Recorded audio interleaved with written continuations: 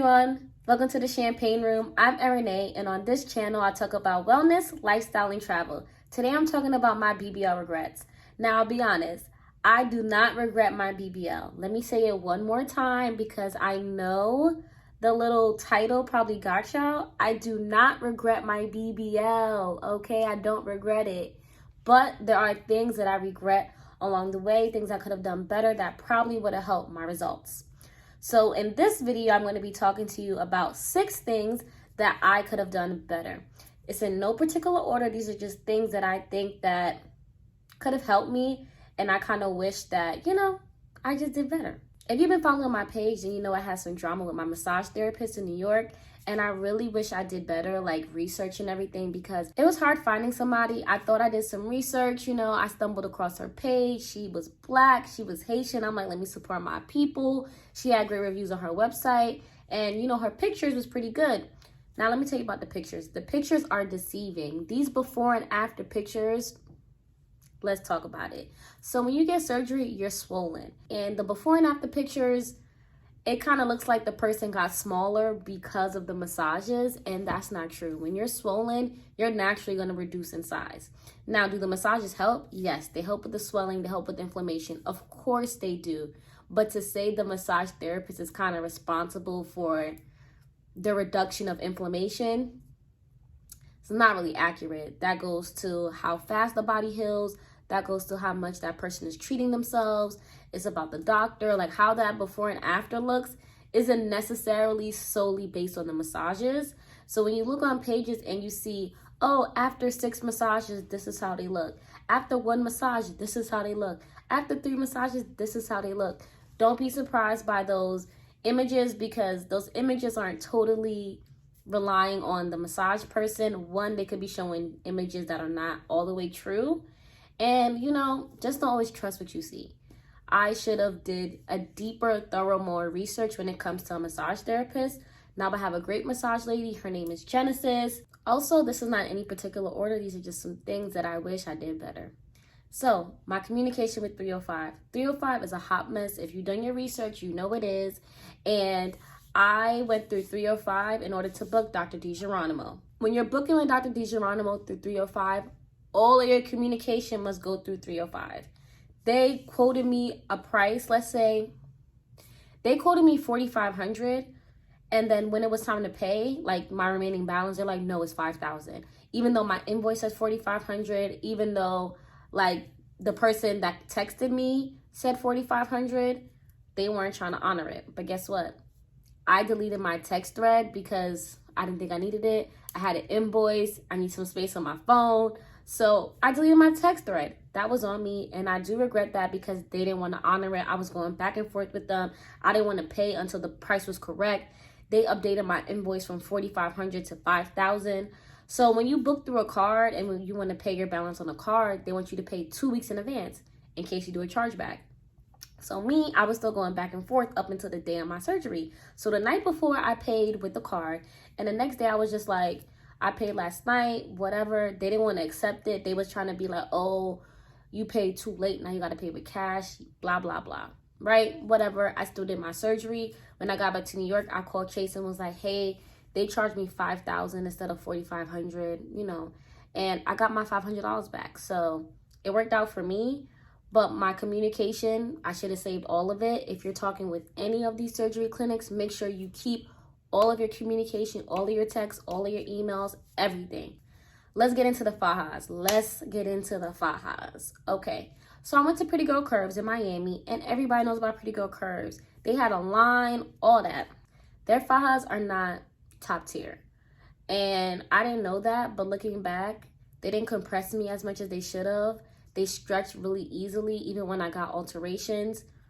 The alterations would only last but so much. So it's kind of like, why, And I kind of regret getting a Pretty Girl Curve Faja because I could have gotten a top-notch Faja that would have had me snatched. And I feel like, although I am a little snatched, I could be more snatched. The Pretty Girl Curves Fajas, you gotta like keep buying them, essentially, which is probably like a gimmick.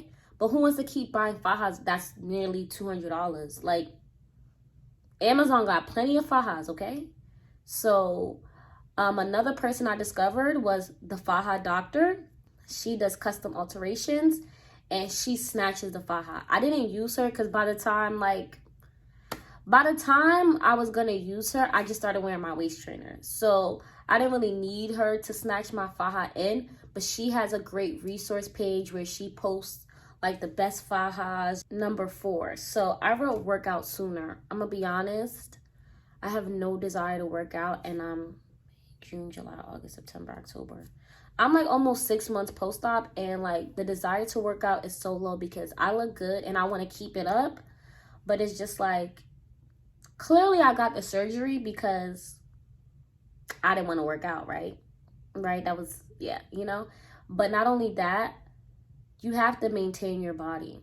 So working out hasn't been my strong suit, but I feel like if I started working out sooner, like let's say I started working out like 3 months post-op or maybe 4 months post-op, right? I would be in the habit to where my body would look snatched. Like this one girl I follow, she been working out, okay? She got her surgery the same week as me, and her stomach looks supreme. Like her stomach looks like, yo, what am I doing? Because if we both got our surgery done by this, I don't know if it was the same doctor. No, it wasn't the same doctor, but if we both got our surgeries done, we both like went through things together. Like she's like somebody like I talked to about everything with, like during that time. And she looks great. So I'm like, if she looks like that and she was working out at X amount of days post-op, I should be doing the same. So I kind of regret not working out sooner because I don't want to get lazy and waste my money. I wouldn't say I was eating horribly, but I was not drinking enough water. I think drinking water would have helped my recovery process, even though it went great. And I feel like I recovered rather quickly because of my vitamins. I do wish I drank more water, and even now I'm trying to get back into drinking water because it's just better for your body. And again, I don't hate my results, but I do think it would have optimized my results even better. Now, the last thing, I know I'm gonna get flack for this. The last thing I gotta say about it, I don't wanna say it's my biggest regret, but I wish I just asked for a little bit more booty, because when I went to him, I said, I want it flat in the front and fat in the back, but I also said, don't make it too big. He listened to me. I have a nice natural look. I have a nice butt, but I kind of wish it was like maybe an inch or two fatter. You know, they say you have the fluff period, and I feel like I'm starting to fluff out now a little bit. Like I noticed like my hips gained like 2 inches in the past couple months, and like it's not fluffing the way I thought it would fluff. So I do know that I have body dysmorphia, and everybody says like my ass looks great and I shouldn't even think like that. But obviously anybody that gets a BBL or surgery, you have some kind of body dysmorphia. You're trying to change your body. So the way you look at your body is not the way others look at your body.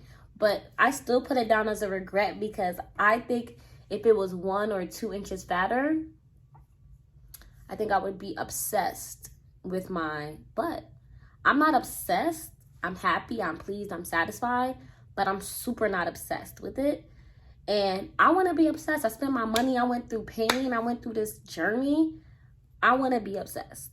So that's basically all of my regrets. I probably have a couple more, but those are the main ones that I feel like are useful for people, that they can learn and take it and be able to apply it. Yeah, so coming up, I got my maintenance vlog, and I'm going to post about massages, what I eat. Hopefully I'll start working out. I'm looking for a trainer. So if you guys know any trainers, put it in the comment box. If you have questions, DM me. I have people that DM me all the time. Keep the questions coming. Yeah, thanks for watching. I know you guys been waiting on this for a little bit, and it's here. I appreciate the support. See you in the next one.